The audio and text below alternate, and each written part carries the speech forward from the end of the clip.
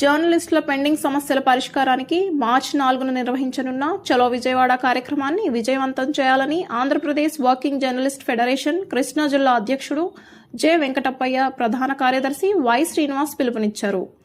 రాష్ట్రంలో జర్నలిస్టులకు సంబంధించిన అనేక సమస్యలు ఏళ్లుగా పరిష్కారం లేకుండా కొనసాగుతున్నాయని వారు ఆవేదన వ్యక్తం చేశారు.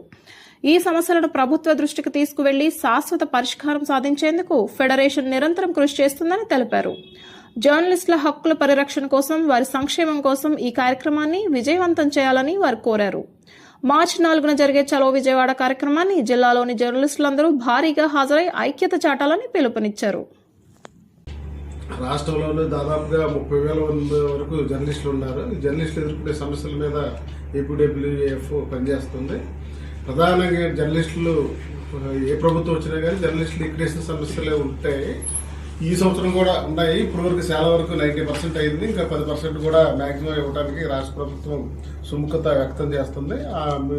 మిగిలిన జర్నలిస్టులు కూడా లిక్విడేషన్ ఇవ్వాలని కోరుతూ మేము ఈ రేపు మార్చిన విజయవాడలో జరగబోయే చలో విజయవాడ కార్యక్రమంలో ఈ డిమాండ్ కూడా పెట్టడం జరిగింది.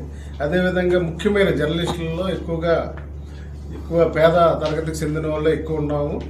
అందుకనే రాష్ట్ర ప్రభుత్వాన్ని మేము రిక్వెస్ట్ చేసేది ఏంటంటే, ప్రధానంగా జర్నలిస్టులు పేదవారు ఉన్నారు కాబట్టి వాళ్ళకి వచ్చే ఇన్కమ్ కూడా చాలా తక్కువ కాబట్టి అర్హులైన జర్నలిస్టు, పనిచేసే వర్కింగ్ జర్నలిస్టు, ప్రతి ఒక్క జర్నలిస్టు కూడా ఇంటి స్థలము, గృహం కూడా, స్థలం ఉండాలి, గృహం. రాష్ట్ర ప్రభుత్వం కొన్ని స్కీమ్స్ గతంలోనే అనౌన్స్ చేసింది. 3